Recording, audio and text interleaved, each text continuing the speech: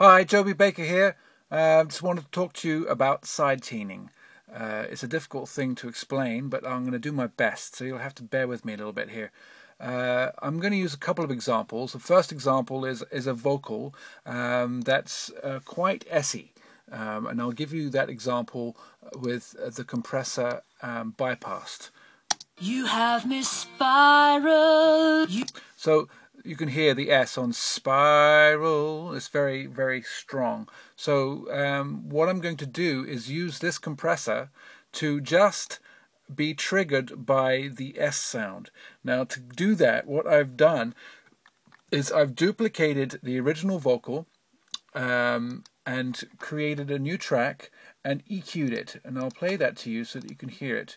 This is the EQ. I've basically eliminated all the lows and the very, very highs and just focusing on where the S is. So this is what it sounds like. Okay, so that sound is going to be the sound that triggers this compressor to compress via a bus that I set up that is assigned to the key input on this compressor. Okay, so one more time I'm going to play you the original vocal without compression. You have me spiral. Okay, and now I'm going to play the same piece of vocal but using the side chain to trigger the compressor to de-ess the vocal. You have me spiral. So this is a very easy way to manipulate a vocal track by de-essing it like that. Okay, so another example is on drums, and these are probably the most common uses for this kind of thing. This example is just on a room mic, actually, that I have on this drum set, and I'm going to play it to you without the compression. So this is what it sounds like. Hopefully it translates well over this little phone, but here we go.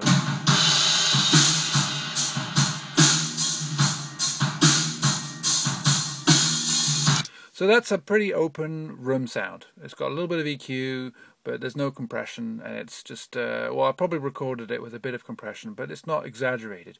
This compressor here was bypassed. So what I've actually done is I've taken a signal from the snare drum track and assigned it to the key input to this compressor here. So this compressor is listening to the snare track to get its information on when to compress and not to compress. So the sound will be basically, as soon as the snare hits, the volume of the room will get sucked in and get compressed. And this is what it sounds like.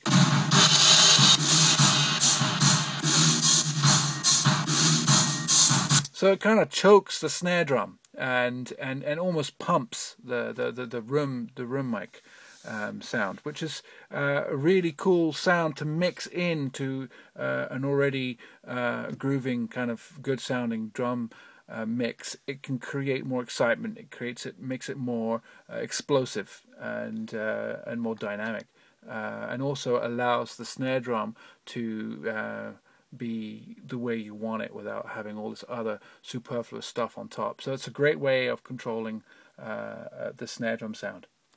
One more detail, and I'll try and be quick, is using it either on a drum bus or on a full mix, and that is a side chain that's built into quite a few compressors now, and that's like a high pass filter. And what that does is that it feeds the compressor the information without the bottom end. So that way it's not, because low frequencies have a lot of energy, so compressors will get totally bogged down with the low frequencies. So this allows the low frequencies to pass through, so you can get your punchy mid-range and but at the same time keep your fat bottom end. So that's something to experiment with and play with. Hopefully you guys understand. If you have any questions, please feel free to ask, and I will do my best to post another video. Thanks.